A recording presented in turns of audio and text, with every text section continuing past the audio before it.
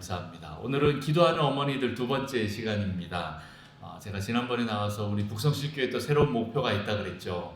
혹시 기억이 나십니까? 우리 자녀들이 다시 돌아오는 교회, 그리고 다음 세대의 진심인 교회라고 말씀드렸는데 여러분들이 다 고개를 끄덕여 주셨어요. 네, 뭐 크게 대답은 안 하셔도 다 고개를 끄덕여 주시면서 목사님 하시는 그 목표가 나의 목표가 됩니다라는 그 동의를 하셨지요?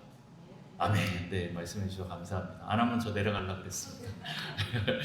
자, 그래서 우리 그런 교회가 되기 위해서는 제일 중요한 게 뭐냐면 기도하는 어머니가 되어야 된다라는 것입니다. 여러분들이 이제 거의 다 어머니이시고 또 자녀들을 이미 많이 또 출가시켰고, 그럼에도 불구하고 다시 한번 또 우리가 기도하고 우리 자녀들이 주 안에서 형통하고 잘 되기를 믿음으로 생활하기를 여러분 같이 기도해야 되고, 또 더 나아가서는 또 그 밑에 또 우리 자녀들까지, 우리 손주들까지도, 또 우리 증손 계속 이 믿음이 흘러가서 전수돼서 여러분의 가정이 믿음의 가문이 되기를 간절히 소원하는 그 마음으로 이 말씀을 준비했습니다. 그래서 지난주에 말씀을 드렸던 한 인물이 있었죠. 누구지요?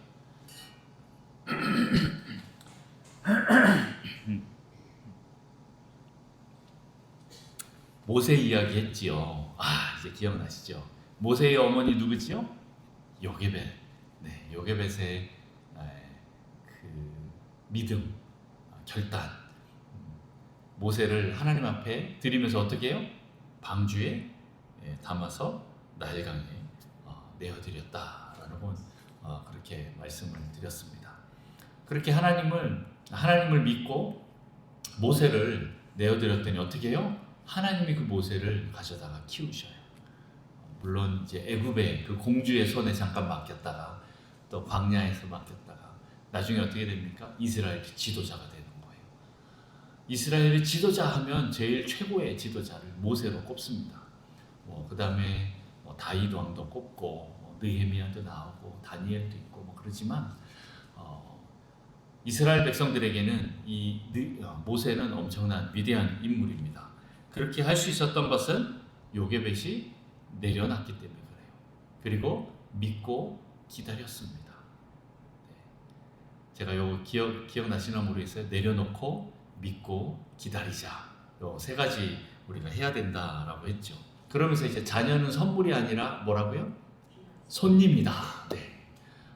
우리는 선물이라고 많이 생각했는데 선물이라는 이면 가운데 이제 소유에 대한 의미가 있기 때문에 그걸 좀 내려놓고 하나님이 나에게 붙여주신 귀한 손님이다. 물론 어릴 때는 내가 이제 몽학 선생으로서 또 가르치고 양육하고 해야 되지만 어느 정도 이제 20살이 넘어가고 이제 장성하면 그 다음부터는 어떻게 해요?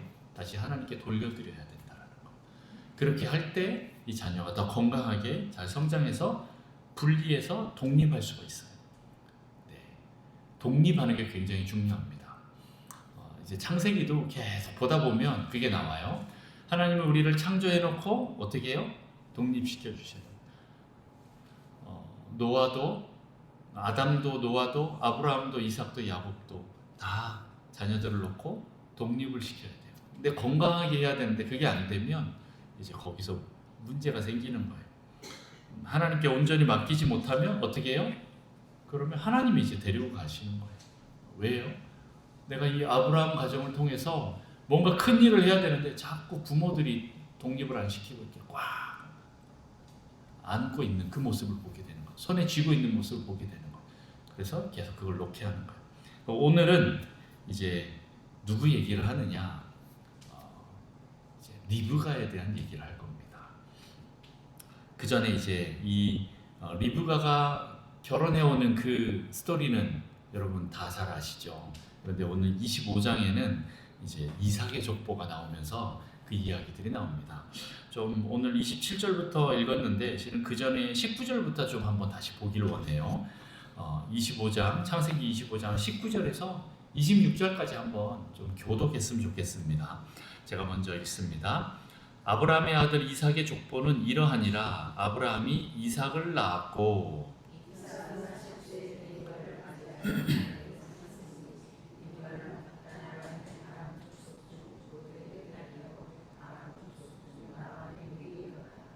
이삭이 그의 아내가 임신하지 못하므로 그를 위하여 여호와께 간구하매 여호와께서 그의 간구를 들으셨으므로 그의 아내 리브가가 임신하였더니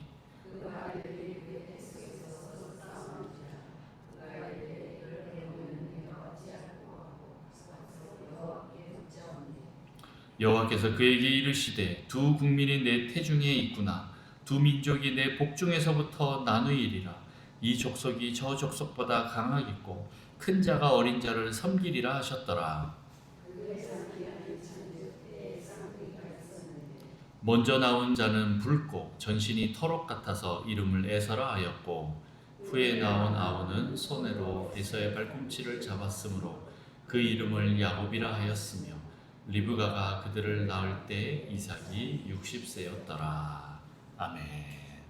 네, 또 앞에 이 스토리가 또 나옵니다. 오늘 이 부분들을 좀 같이 전체적으로 살펴보면서 리브가와 또 그 자녀들의 얘기를 살펴보겠습니다. 우선 리브가를 좀 살펴봤으면 좋겠어요. 리브가는 누구죠? 여러분 아는 대로 이삭의 아내입니다. 그리고 그의 아버지가 누구예요? 오늘 20절에 보면 아버지가 부두엘이에요. 부두엘. 부두엘은 누굴까요? 네, 나홀과 밀가의 아들이에요. 나홀과 밀가. 어디서 들어봤지요? 어디서 들어봤죠? 네, 기억력 좋으십니다. 저는 잘 몰라서 찾아봤는데, 네, 나홀은 아브라함의 형제예요. 네, 뭐 형인지 동생인지 정확히 나오진 않지만 아브라함과 나홀과 하란을 낳았더라. 데라가 아브라함과 나홀과 하란을 낳았더라. 이렇게 말씀을 해요. 창세기 11장에 보면 그렇게 족보가 나옵니다. 다시 말해서 나홀은 아브라함하고 동급인 거죠. 그러면 그 아들 아브라함의 아들 이삭은 부두엘과는 뭐예요? 사촌 간의 관계죠. 네, 나홀 작은 아버지인지 큰 아버지인지 모르겠지만 나홀의 아들이 부두엘이고 부두엘이 자기랑 사촌인 거예요. 그럼 이 부두엘의 딸은 나랑 무슨 관계예요? 오촌, 네, 조카인 거죠. 맞죠? 그러면 리브가는 이삭은 어떤 관계예요? 오촌? 아재인 거지요. 네, 당숙인 거지요. 맞죠? 아닌가요? 원래 일단 창세기에서 족보는 많이 꼬여요. 막 이렇게 다 동등하게 가는 게 아니라 이렇게 꼬이고 저렇게 꼬이고 막 그러잖아요. 어쨌든 그렇게 오촌 아재 당숙에게 이제 시집을 옵니다. 그래서 이삭과 리브가가 결혼하는데 그때 나이가 몇이에요? 이삭은 40세예요. 근데 리브가는 정확히 나오진 않는데 학자들은 10대 후반이나 20대 초반일 거다라고 이렇게 봐요.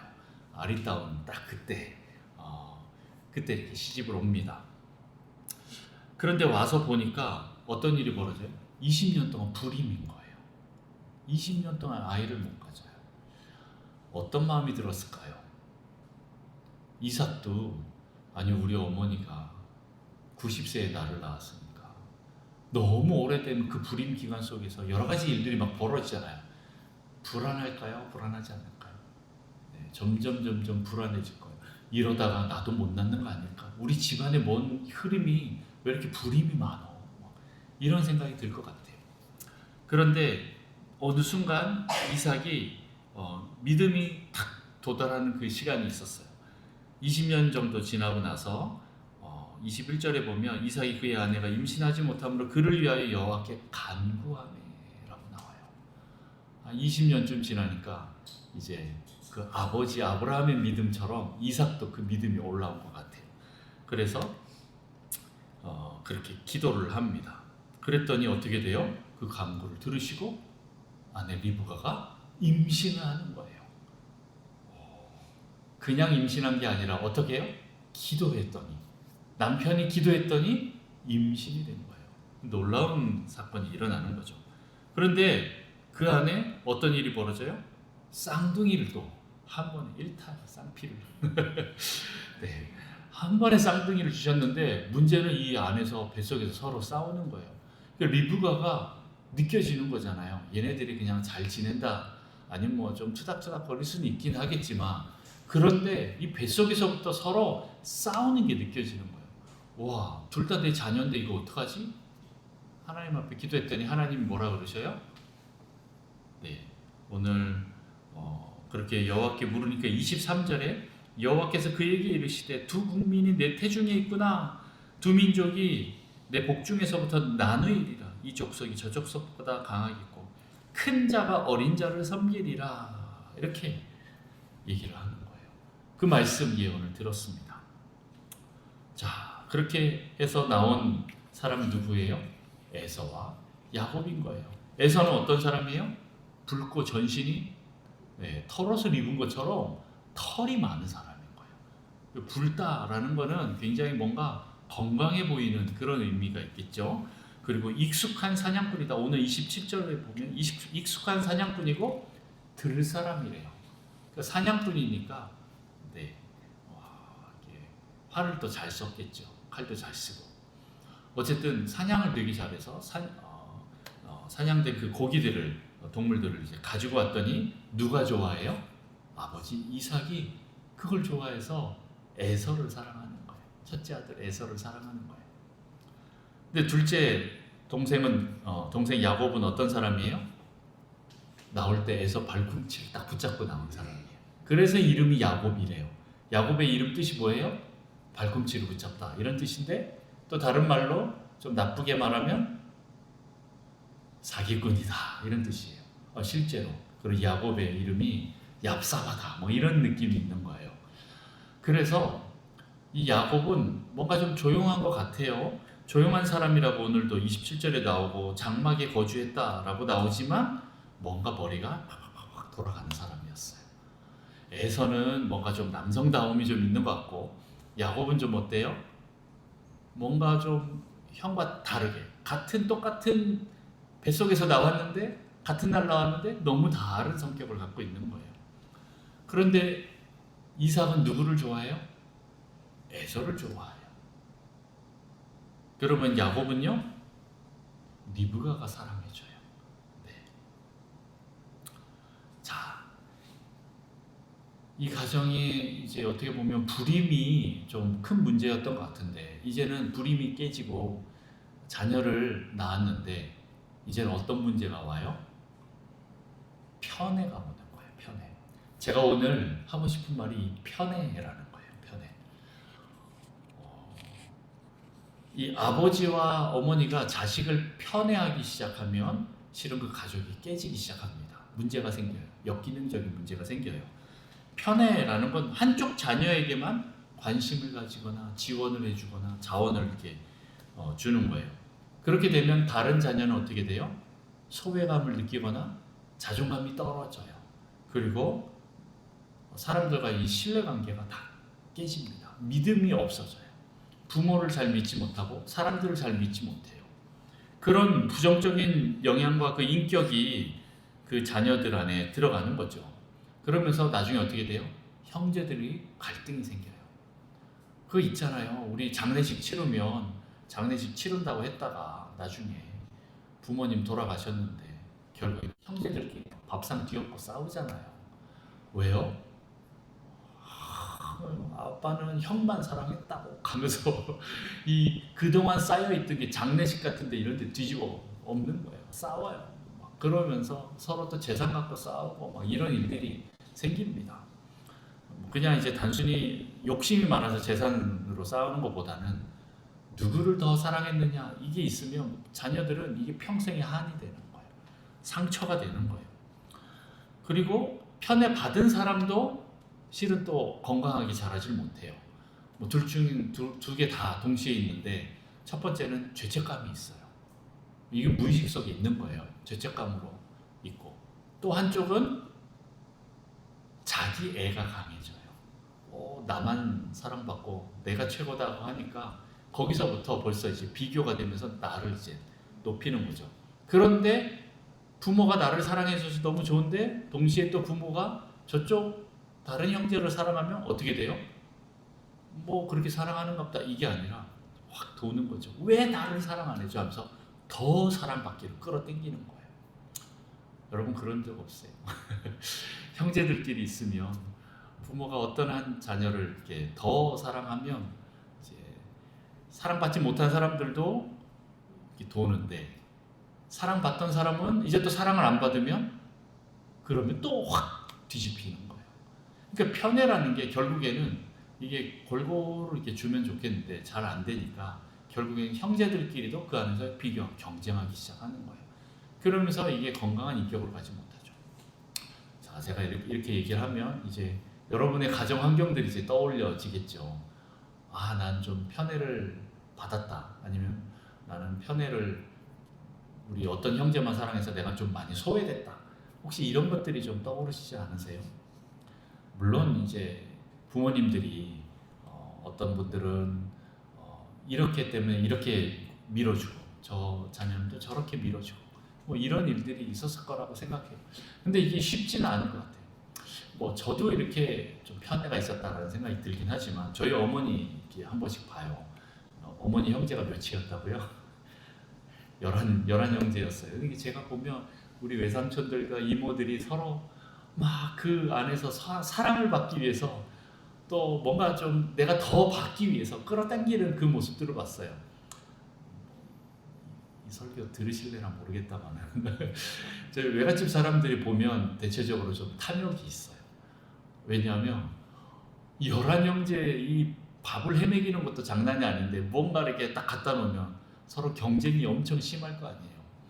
내가 하나 더 먹지 못하면 다른 형제가 그걸 뺏어가는 거니까 엄청나게 이렇게 좀 많이 하는 걸 봐요. 저도 어릴 때 우리 외삼촌들 와갖고 막 외할아버지 외할머니 이렇게 들들 못 갔는지 이제 조금 이해가 되는데 그때는 뭐 좀 해내라고 자기한테 왜 형은 해주고 왜 나는 안 해주냐고 할아버지 할머니한테 뭐 들들 볶는 걸 제가 어릴 때 많이 봤던 것 같아요. 뭐 어쨌든 간에 자녀들이 많으면 이것도 또 쉬운 일이 아닌 거고 근데 자녀들이 달랑 둘만 있어도 또 그것도 쉽지 않고 한 명만 있어도 쉽지 않은 거예요. 참 이 부모 노릇이 쉽지 않은 것 같습니다. 자, 문제는 제가 오늘 말하는 거는 이렇게 편애를 하게 되면 결국에는 모두에게 상처가 된다라는 거예요. 결국에는 부모와의 관계도 결국 멀어지게 되고 이게 반복적인 다툼이 생기고 이게 실은 무의식적으로 우리 안에 깔려 있게 되는 거예요. 혹시 여러분들은 없으세요? 여러분들도 나는 혹시 그렇게 받지 않았는지 한번 돌이켜 봐야 돼요.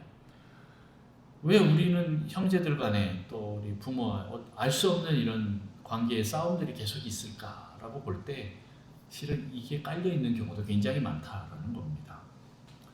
그리고 이 편애를 계속 고집하게 되면 가족 시스템 균형이 깨지게 돼요. 무너지게 돼요. 제가 예전에 한번 얘기했는지 모르겠는데 가족 시스템이라고 한번 얘기하면서 들었던 거는 여러분 모빌 아세요? 모빌? 아이들이 어릴 때 누워갖고 위에서 뭔가 이렇게 움직이는 그런 것들을 쳐다보라고 울지 말라고 엄마 찾지 말라고 이거 보라고 엄마들이 달아주는 거 있잖아요. 모빌 있잖아요. 근데 이 모빌은 실은 균형을 갖고 있어요. 여러 개가 그 줄에 달려 있는데 균형을 갖고 있어요. 그런데 아기가 이제 손을 닿기 시작하면 어떤 하나를 딱 당기면 어떻게 될까요? 균형이 무너지면서 와르르 한쪽으로 쏠립니다. 아니면 무언가가 이렇게 끊어졌어요. 그러면 하나가 사라지면 이게 또 균형이 무너지는 거예요. 이 가족 시스템이라는 건 바로 그런 거예요. 이 균형이 있는데 그게 깨지면 역기능적으로 바뀝니다. 그 문제들이 있는 거예요. 근데 이 편애하는 습관이 어디서 왔을까 감아보면 우리 부모들에게서 이게 흘러내려오고 그런데 이 문제는 뭐냐면 나도 어느 순간 무의식적으로 우리 자녀들을 편애하고 있는 모습을 보게 되는 거예요. 이게 깨지기 시작하면 계속 깨진 고장난 방법대로 또 학습이 됩니다. 이삭의 가정도 실은 이런 편애가 있었다라는 거지요. 자, 그러면 지금 에서와 야곱도 편애를 받는데 이삭도 그랬을까요? 그렇죠. 네. 아브라함과 사라가 자녀가 또 한 명이 누가 더 있어요? 이스마엘이 있어요. 누구를 더 사랑해요? 네, 이삭을 더 사랑한 거예요. 물론 이스마엘도 처음에 태어났을 때는 엄청 사랑을 받았을 거예요. 아브라함이 너무 이스마엘을 얼마나 그 노년에 얻은 아들이에요. 사랑스러웠겠어요. 그런데 나중에 이삭이 태어났어요. 그럼 어떻게 돼요? 얘 갑자기 개밥에 도토리 된 거예요. 쫓겨나는 거예요. 이삭도 어떠한 큰 상처를 갖고, 이스마엘도 큰 상처를 가지고 있었겠죠. 근데 이삭도 자기가 편애를 받는다라는 걸 알아요. 다른 누구보다도 내가 최고다라는 그게 있어요. 이스마엘 저 형보다도 13살 많은 그 형보다도 내가 더 잘났다라고 편애를 받기 시작하는 거예요. 그런데 이런 흐름이 어디까지 와요? 자기한테 와서 또 자기가 또 그 자녀에게 또 편애를 하는 거예요. 이 악습관이 무의식 속에 스며들어서 자기가 좋아하는 자식만 사랑하고 어떤 자식은 덜 사랑합니다. 리브가는 어땠을까요?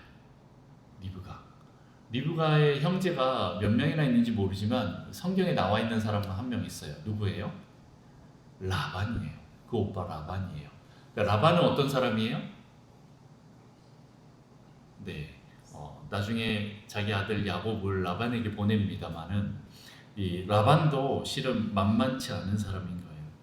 이 야곱을 가지고 조종할 만큼 야한 사람인 거예요. 더 장기가 굵은 사람이고 더 사기꾼 같은 그런 사람인 거예요. 그게 바로 라반이니까 이 리브가는 어땠을까요? 어릴 때 이 오빠 라반 밑에서 오빠가 다 자기가 필요한 거 가져가고 자기는 없고, 그러니까 리브가가 그때 이제 아브라함의 종이 리브가를 이제 데리러 왔을 때 낙타를 10마리를 데리고 와요. 그렇죠. 근데 그 낙타가 물을 얼마나 많이 먹는지 아세요? 장난 아니에요. 한 200리터 먹을까 모르겠다. 하여튼 이 등에 있는 혹이 다 물통이라고 그러잖아요. 물을 엄청나게 먹는데 이 낙타에게 물을 먹이려면 얼마나 많이 갖다가 떠나야 될까요? 그런데 이 리브가는 그걸 다 해내요. 그걸 보고 뿅 반응하는 거죠. 와, 이 엘레셀이 얘구나. 이 정도 팔뚝공주가 되면 이 정도 힘이 세면 야, 우리 아브라함의 며느리가 될 만한 하겠구나. 이 부족을 이끌 만한 그 맏며느리가 되겠구나. 이런 생각이 들었을 것 같아요. 리브가도 아무 소리 않고 제가 다 먹여주죠. 그런데 이게 물통을 한 번 부어도 낙타 한 마리도 다 못 채우는 거죠. 제가 볼 때는 2, 30번, 4, 50번을 이렇게 갖다 퍼냈지 않았을까? 엄청난 건데 리브가가 그걸 해내는 걸 보면 리브가는 정말 어떻게 보면 활달하고 열정 있는 여자였을 것 같아요. 그러지 않아요? 그냥 여리여리하고 물통 한 번 겨우 막 들고 막 이게 아니고 그냥 물통을 수십 번씩 옮길 수 있는 그런 힘센 여자였어요. 왜요? 오빠 라반을 이겨먹으려면 이 정도 힘은 있어야 된다라는 그런 그런 거죠. 어쨌든 이기적인 그런 라반 밑에서 아마 리브가는 동생으로서 이 서름도 있지 않았을까라는 생각을 해봐요. 여러분 오빠 있는 분들 혹시 어떠세요? 혹시 그런 또 생각, 그런 마음은 또 상처가 있는 분 안 계십니까? 근데 오늘 이삭이 남편이 누구만을 사랑해요? 에서만을 사랑하고 있는 거예요. 그러니 누가 보여요? 야곱이 보이는 거죠. 소외되는 야곱이 보이는 거예요. 그러면 나는 누구를 사랑해야 돼요? 에서도 사랑해야 되는데 그것보다 야곱을 더 사랑하게 되는 거예요. 결국에는 또 물론 이제 야곱이 더 좀 조용하고 장막에 거주하니까 또 자기 일을 또 많이 도와주니까 장막에 거주하면서 더 정이 갔겠지요. 그런데 어쨌든 이렇게 편애를 하게 됩니다. 그런데 제가 볼 때 이 편애의 결정적인 이유 또 두 가지가 중요한 게 더 있어요. 뭘까요? 오늘 23절 말씀 한번 좀 볼까요?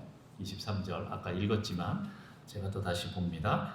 여호와께서 그에게 이르시되 두 국민이 내 태중이 있구나. 두 민족이 내 복중에서부터 나누이리라. 이 족속이 저 족속보다 강하겠고 큰 자가 어린 자를 섬기리라 하셨더라. 뭐예요? 하나님의 예언인 거예요. 하나님의 예언.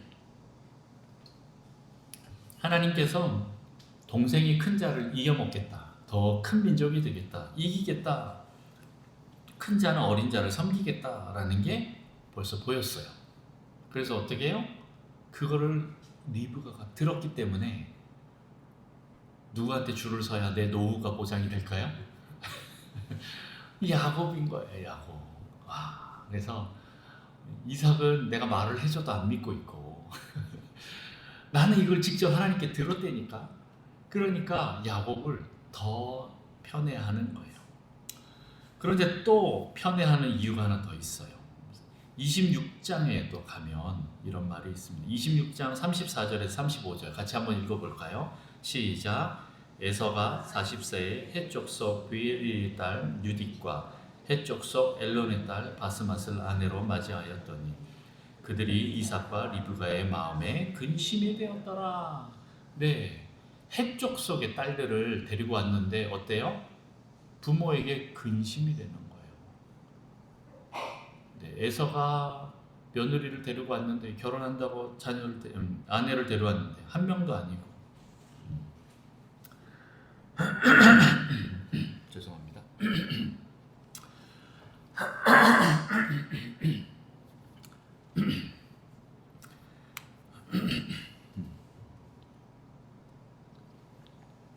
네, 아내를 2명이나 맞이했는데 둘 다 근심이 되는 거예요. 또 27장에 가면 또 그 근심되는 얘기가 있어요. 27장 46절 같이 한번 읽어봅니다. 시작.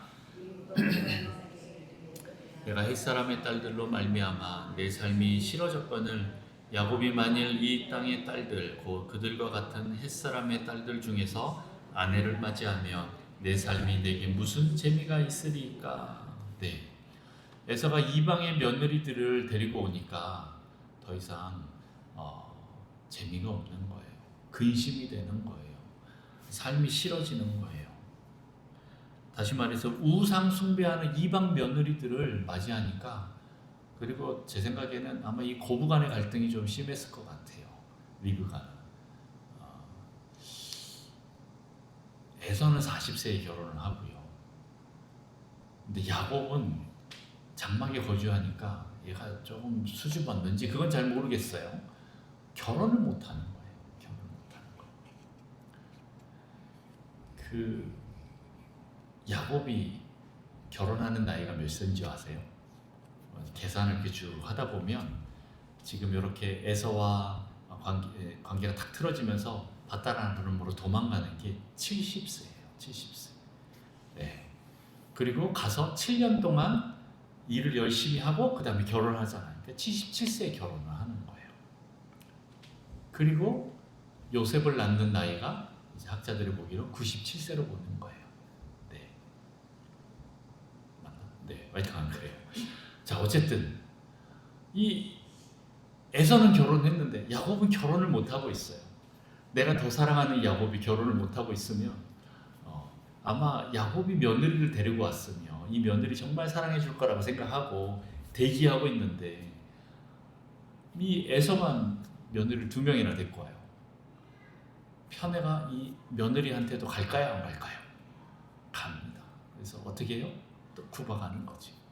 물론 우상 숭배하고 좀 죄송합니다. 싸가지 없게 굴고 그런 게 있어서 기분이 나쁜 것도 있긴 한데 한쪽으로는 이미 내 마음은 야곱의 며느리가 진짜 내 며느리야라고 아마 마음에 정하고 있는데 야곱은 며느리 안 데리고 오고 있고 에서만 자꾸 데리고 오니까 그것도 그냥 며느리 다 그냥 싫었을 거예요. 미웠을 거예요.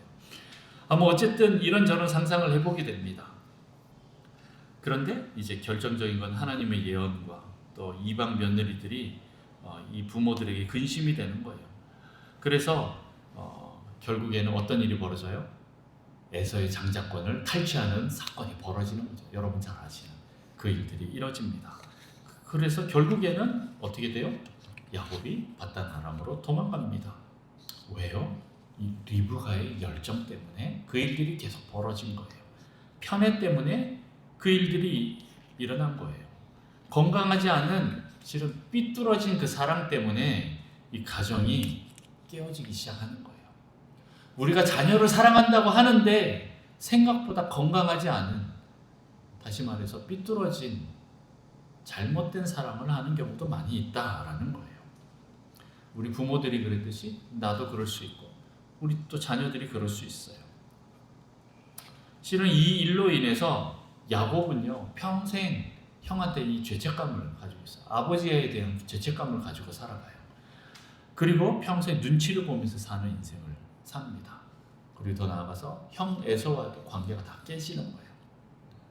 쉽게 바다나람에서 이쪽으로 못 돌아오고 있는 거예요. 왜요? 난 돌아갔다가 맞아 죽는다. 이게 있기 때문에 그런 거예요. 그리고 도망자로서, 그리고 나그네로서, 그리고 종과 같은 그런 인생을 계속 살게 되는 거예요. 쉽지 않은 인생이었죠. 엄마 리브가가 야곱만 편애하니까 야곱의 인생이 형통하게 돼요? 아니면 힘들어요?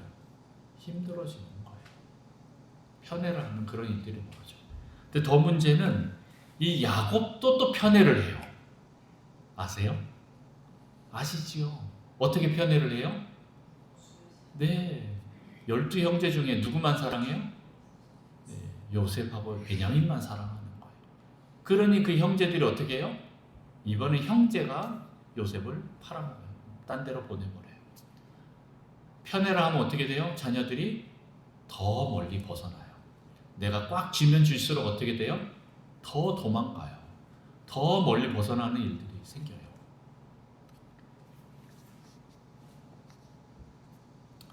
하나님의 큰 그림에서 축복은 정해져 있지만 인간이 손을 대면 될수록 더 삐뚤어지는 것 같아요. 그런데 또 제가 하나 더 이렇게 본 거는 성경에는 안 나와 있지만 나중에 야곱이 밧다라람에서 이제 자기 가족들과 온 재물들을 다 모아서 돌아오잖아요. 돌아오는 게 몇 센치는 까먹었는데 어쨌든 거의 100세가 넘어서 거의 100세 때 이렇게 돌아오는 거예요. 그때 이삭은 살아 있었을까요? 네, 이삭은 170세를 살기 때문에 살아 있어요. 그런데 리브가는요. 아마 학자들은 그 전에 죽었을 것이다. 왜냐하면 리브가의 유모만 나중에 장례 치르는 장면이 나와요. 리브가가 장례 치렀다. 뭐 이런 내용은 없지요. 나중에 막벨라 불은 거기에는 이제 장례 들어가 있는데 다시 말해서 리브가가 그렇게 사랑하던 야곱을 한번 떠나보냈는데 그 다음에는 못 보고 죽었다는 거예요. 야곱도 그 어머니를 못 봤다는 거예요. 그 이후로 돌아왔더니 안 계신 거예요. 그렇게 사랑하는 자녀 야곱을 잘되게 하려고 온갖 수단 방법을 다 써갖고 결국에는 내가 원하는 대로 다 했지만 결국에는 나는 걔를 못 봐요. 이것도 되게 중요한 문제인 거예요. 내가 내 자녀를 내 손에 꽉 쥐고 있으면 하나님이 일할 수 없기 때문에 그 손에서 빼내가셔요. 그런데 그 자녀의 결과는 내가 못 볼 수도 있다라는 거예요. 이 얘기를 하면 저도 많이 불편하고 혹시 또 듣는 분들도 또 불편할 수 있는 얘기가 하나 있는데 저희 어머니 얘기를 또 한 번 더 합니다. 저희 어머니가 참 좋은 면도 있지만 어떤 면에서 또 건강하지 않는 사랑을 또 주셨던 부분도 있어요. 저희 어머니가 저를 가지면서부터 계획했던 게 있어요. 그건 바로 이 아이가 아들로 만약 태어난다면 목사를 만들겠다라는 거를 첫날 밤부터 계획을 하셨대요. 첫날 밤부터 우리 아버지하고 혹시 우리가 임신을 하게 되면 아들이 태어나면 첫째가 만약에 아들이 태어나면 혹시 뭐 시킬 거 있냐고 우리 아버지는 생각을 해본 적이 없대요. 그때 어머니는 난 목사 시킬 거라고 그거 좋다고 그러면서 첫날 밤에 저를 가지기 전부터 기도를 하고 시작을 하셨어요. 그래서 제가 이제 어릴 때부터 그렇게 컸죠. 너는 나중에 커서 목사가 돼야 된다. 이 얘기를 맨날 들었어요.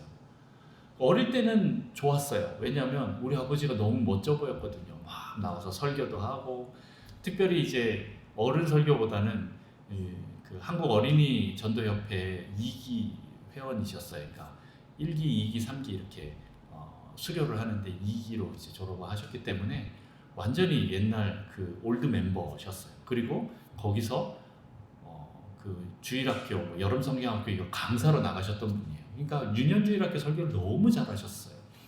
그 어릴 때 보면 제가 우리 아버지 우상이었어요. 우와, 나도 저런 아버지가 저런 목사님 됐으면 좋겠다라고 했는데 계속 있다가 보니까 나중에 사춘기가 되니까 이제 부딪히기 시작한 거죠. 왜 내 인생 내 맘대로 못 살고 왜 목사로 정해졌을까? 이것 때문에 좀 어릴 때 좀 반항도 하고 막 그랬었어요. 자, 어쨌든 우리 어머니는 그 열심이 얼마나 컸는지 실은 건강하지 못한 사람으로 저한테 아주 의존적인 병적인 사랑을 주셨어요. 나중에는 또 뭐 저희 아버지하고도 관계가 좀 안 좋으니까 그 다음에 어떻게 돼요? 제가 그때는 이제 사춘기 들어섰던 중고등학교 때 시절인데 오히려 가장을 아버지로 보지 않고 저를 이제 가장으로 보는 거예요.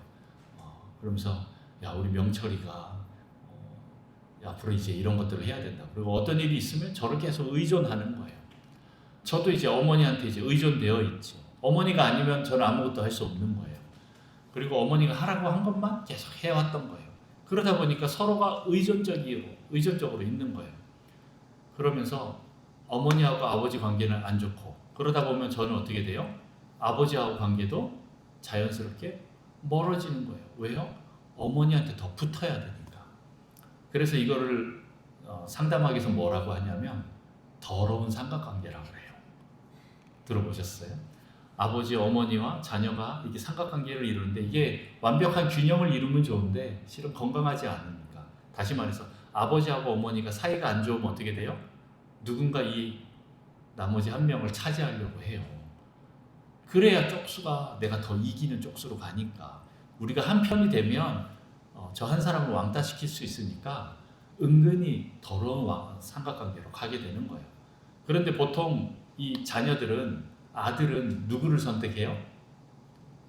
어머니가 어릴 때부터 나를 꽉 이렇게 묶어놨기 때문에 솔타이가 돼 있기 때문에 어머니를 못 버려요. 그래서 어머니께 끌려갈 수밖에 없어요. 그리고 또 옛날에 아버지들이 왜 이렇게 어머니를 많이 팼는지 그런 걸 보면 이제 아버지는 이제 적이 되는 거죠.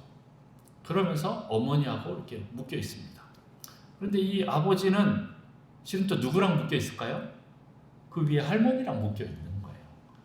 네. 할머니랑 이 두 자녀랑 보면 며느리가 들어왔는데 며느리가 이 사이에 들어갈 수 있을까요? 못 들어가죠. 이미 시어머니와 이 아들의 관계가 끈끈하게 묶여 있는데 이 틈이 안 벌어지는 거죠. 그러면 어떤 결정적인 순간에 이 아들은 누구를 선택할까요? 어머니를 선택할까요? 아니면 내 아내를 선택할까요? 우리 한국 남자들이 어머니를 많이 선택해요. 그렇죠. 그게 효도하는 거라고. 그러다 보면 어떻게 돼요? 결국 아내와 관계가 또 멀어지고 이 아내는 이 남편의 관계가 안 좋으니까 누구랑 또 결속이 돼요? 자기 아들하고도 결속이 되는 거죠. 그러면 또 이 관계가 또 반복이 되는 거예요. 그러면 또 새로운 며느리가 들어오면 어떻게 돼요? 또 이 고부간의 갈등이 계속 있는 거예요. 우리가 셈 족속이어서 그런지 모르겠지만 아브라함도 이런 아브라함, 이삭, 야곱의 그 집안도 이런 것들이 계속 있었던 거예요. 그러다 보니까 이게 계속 흘러가는 거예요. 저희도 어떻게 보면 좀 그런 부분들이 있었죠. 그런데 이제 어머니는 저를 자기가 원하는 방향으로 꼭 끌고 가야지 속이 편하시니까 계속 끌고 갔는데 결국에는 결론은 어떻게 됐냐면 제가 신학교 가는 걸 못 보고 돌아가셨어요. 네. 어머니는 제가 목사 되는 걸 그렇게 원했지만 나중에 돌이켜보니까 내가 목사 될 때 누가 제일 기뻤을까 생각해보면 저희 어머니가 제일 기뻤을 것 같은데 어머니는 그때 그 자리에 안 계시는 거예요. 그런데 나중에 이제 돌이켜보니까 너무 꽉 쥐고 있어서 하나님이 빨리 놓게 하셨구나. 나를 만들기 위해서 놓게 하시는 거예요. 야곱을 만들기 위해서 하나님이 리브가 손을 놓게 하시고 야곱을 또 그 밑에 요셉을 만들기 위해서 요셉의 손을 놓게 하시는 거예요. 야곱이 그 요셉을 편애하니까 어떻게 해요? 요셉을 보내버려요. 그러니까 남은 사람이 누구예요? 베냐민인 거예요. 또 베냐민을 꽉 쥐고 있는데 어떻게 해요? 또 베냐민도 나중에 놓게 되는 경우가 생겨요. 이제 나중에 형들이 식량을 구하러 애굽에 내려갔다 요셉을 만나잖아요. 요셉이 어떤 꾀를 벌려요? 베냐민을 데리고 오라고 하고. 절대 못 데려간다 그러죠. 내가 한 번 애를 잃어버렸으면 그걸로 족하지. 두 번으로는 못한다. 꽉 붙잡고 있는 거죠. 근데 요셉은 그걸 알았어요. 그러니까 끝까지 그 베냐민 안 데리고 오면 안 된다라는 거. 아버지가 이거를 놓을 준비가 되어 있는지, 아니면 아직도 꽉 쥐고 있는지 이걸 보는 거예요. 그래서 베냐민을 놨냐 안 놨냐 이거를 요셉이 시험합니다. 자, 리브가는 야곱이 하나님의 축복을 받은 존재라는 걸 알았지만 인간의 방법으로 이루려고 했습니다. 그러나 하나님은 하나님의 방법으로 이루어야 하기 때문에 인간의 손에서 빼오시는 거예요. 자녀는 부모를 떠나야 온전하게 하나님과의 그 1대1의 믿음의 관계를 가지고 독립적인 존재로 살아갈 수가 있습니다. 우리 자녀들도 하나님의 축복을 받은 존재들이지만 인간 부모들이 인간의 시각과 세상의 기준으로 자꾸 손을 대면 자녀들이 더 삐뚤어지거나 아니면 더 멀어지게 되는 거예요. 내가 건강한 영성, 그 믿음을 가지고 있어야 하는데 그러지 않으면 자녀들은 본능적으로 알아요. 우리 부모들이 거짓말하고 있다는 걸 본능적으로 알아요. 주일날 하루 교회 와서 거룩한 척하고 예배 드리고 이렇게 가지만 나머지 6일의 삶이 어떤지 자녀들은 알아요. 그래서 그거를 또 그대로 학습하든지 아니면 뛰쳐나가요. 아니면 오히려 부모가 교회를 다니는 것을 더 증오하거나 혐오할 수도 있다라는 겁니다. 그래서 신앙을 가르쳐야 하지만 그 전에 건강한 사랑을 먼저 하셔야 돼요. 네. 신앙과 이 사랑이 일치가 돼야 돼요. 보통 어떻게 해요? 사랑한다라고 말은 하지만 어떤 세상에서 경쟁하는 관계에 들어가면 부모가 더 탐욕스럽게 경쟁하면서 시험지 훔쳐다가 갖다 주고 다른 애를 짓누르고 얘를 막 더 올리려고 하는 그런 모습을 보면서 아이들은 속에서 갈등이 생겨요. 무의식 속에서 내가 이걸 이렇게 해도 되나? 한쪽에 죄책감을 가지고 가면서 동시에 또 이런 부분들이 올라오는 거예요. 그러다 보면 이게 반복적으로 가다가 보면 잘못된 인격으로 발전하게 됩니다. 여러분, 한 집안에서 반복적으로 일어나는 어떤 역기능적인 이 문제들을 여러분 파악하시고 그 고리를 끊어야 됩니다. 여러분 가정 안에 혹시 그런 부분들이 있다면 한번 살펴보셨으면 좋겠어요. 내 아버지처럼 내 어머니처럼 되지 말아야지 했는데 나중에 열심히 살다 보니까 어떻게 돼 있어요?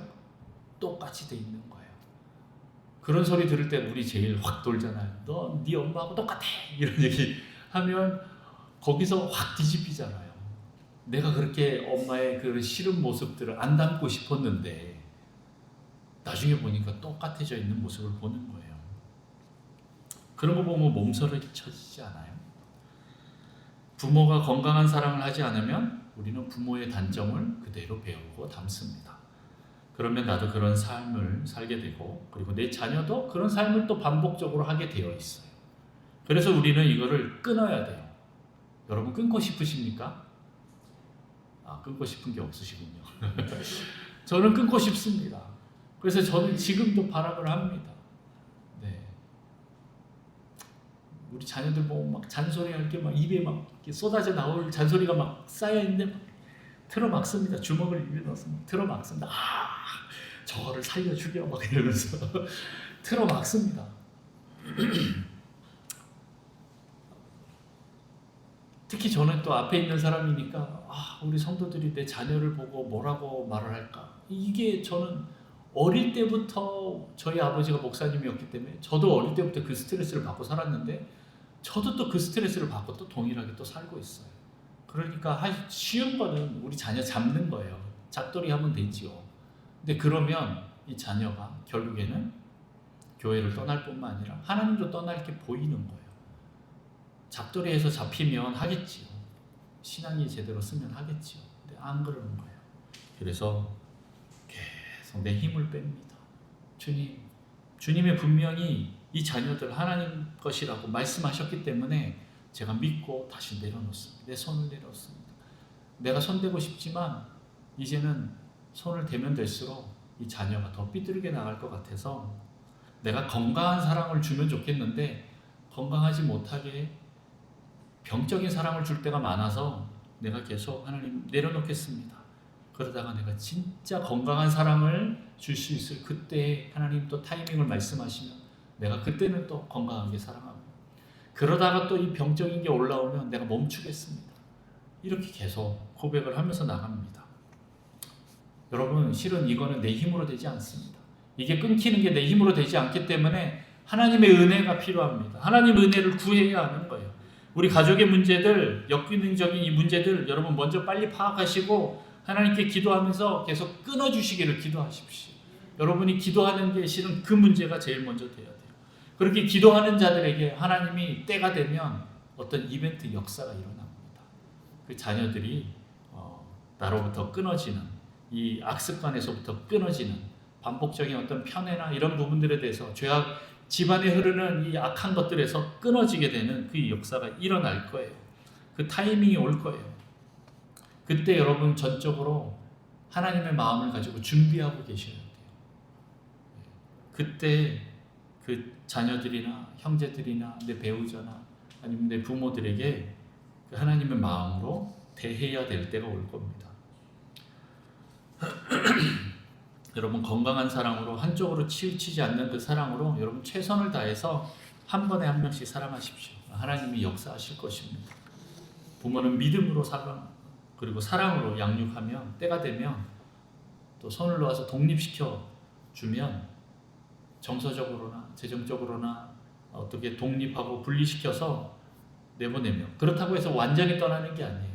내가 꽉 쥐고 있으면 있을수록 완전히 떠나서 못 만날 가능성이 큰데, 내가 계속 지금 독립시켜주면 시켜줄수록 더 건강하게 두 사람이 관계하면서 같이 갈 수가 있어요.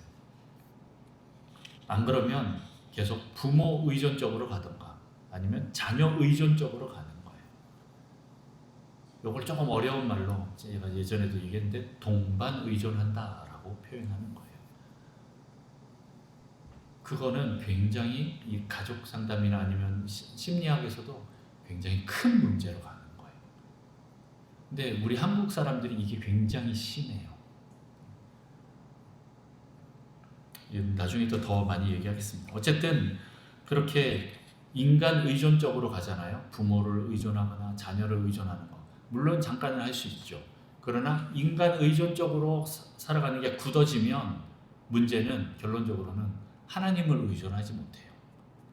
이 자녀들이 부모만 의존하면 하나님을 의존할 수가 없어요. 계속 내보내야 돼요. 하나님 살아계시고 너는 하나님 의존해야 돼 라고 계속 내보내야 돼. 그래야 이 자녀들이 신앙이 자라나요. 부모가 부모를 의존하지 않고 하나님을 의존하게 되는 거예요.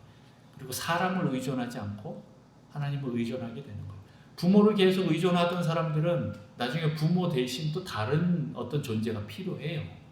그게 하나님이어야 되는데 하나님을 의존하지 못하고 또 다른 사람을 찾는 거예요.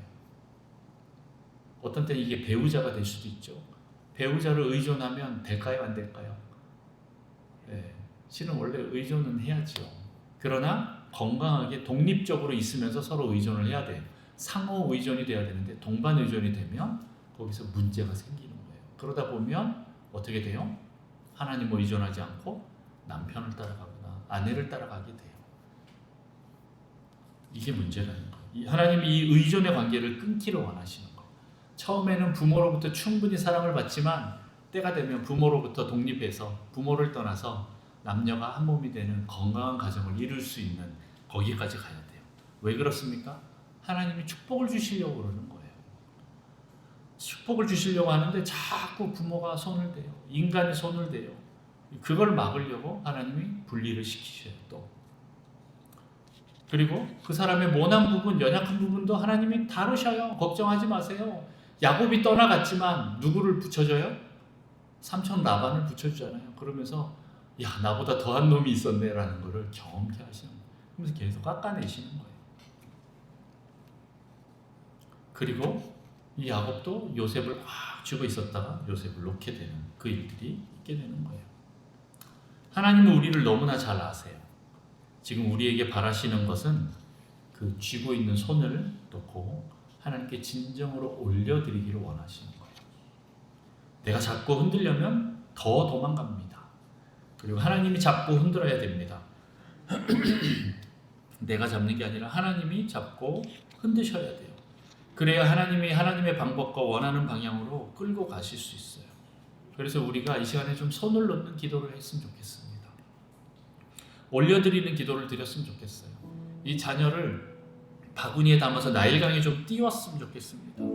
여러분, 하나님을 진짜 믿습니까? 진정으로 믿으면 진정으로 여러분 맡겨드리십시오. 그리고 기도를 멈추지 마십시오. 어머니들은 기도할 때 가장 강하고 영향력이 큽니다. 밥을 차려줄 때도 영향력이 있을 수 있고 잔소리할 때도 영향력이 있을 수 있지만 더 강력한 영향력이 있을 때는 기도할 때인 거예요. 여러분들이 기도할 때 하나님을 만나고 그 하나님의 뜻을 알게 됩니다. 그래서 그 뜻대로 믿음대로 기도하면 하나님이 이루어 주셔요. 여러분이 하시는 게 아니에요.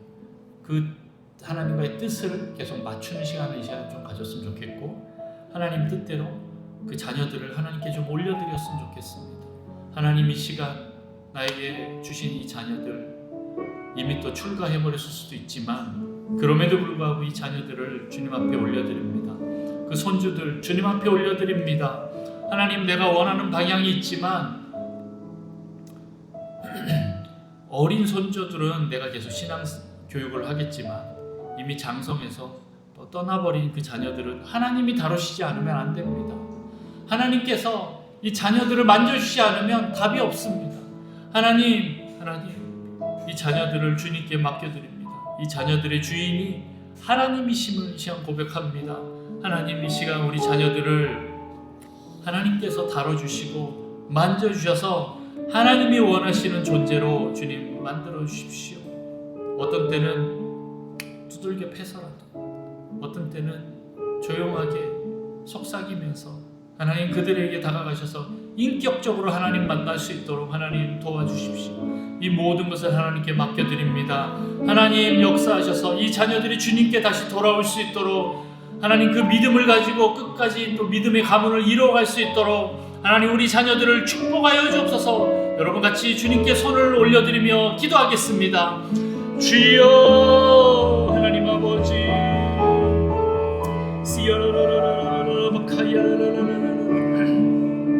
아버지, 우리 자녀들을 주님 앞에 올려드립니다. 아버지, 그동안 내가 너무나 손을 꽉 쥐고 내 마음대로 움직이려고 주님 흔들려고 했습니다. 그러나 하나님, 주님, 이 자녀들이 이제 장성하여 어른이 되었습니다. 주님, 믿음이 또 믿음과 멀어지고 교회와 멀어지고 하나님과 멀어졌지만 그럼에도 하나님, 내가 포기할 수 없습니다. 하나님, 이제는 내가 손을 놓고 주님께 올려드립니다. 하나님, 자녀들을 주님께서 다뤄주시고 주님 역사하여 주시옵소서. 아버지, 은혜를 베풀어 주옵소서. 아버지, 더 기름 부으시고 성령으로 충만케 하소서. 하나님, 우리 자녀들이 주님을 꼭 만날 수 있도록 하나님 축복하여 주옵소서. 아들과 딸과 그 며느리와 사위가 주님 하나님을 꼭 인격적으로 만날 수 있도록 하나님 역사하여 주옵소서. 때로는 강하게, 때로는 또 부드럽게 하나님 그들에게 다가가셔서 하나님 그들과 주님 말씀하시고 대화하시고 그들에게 하나님의 뜻을 알려주셔서 하나님의 사랑이 온전히 전해지게 하여 주시고 하나님이 살아계시다라는 것을 그들이 알게 하여 주옵소서.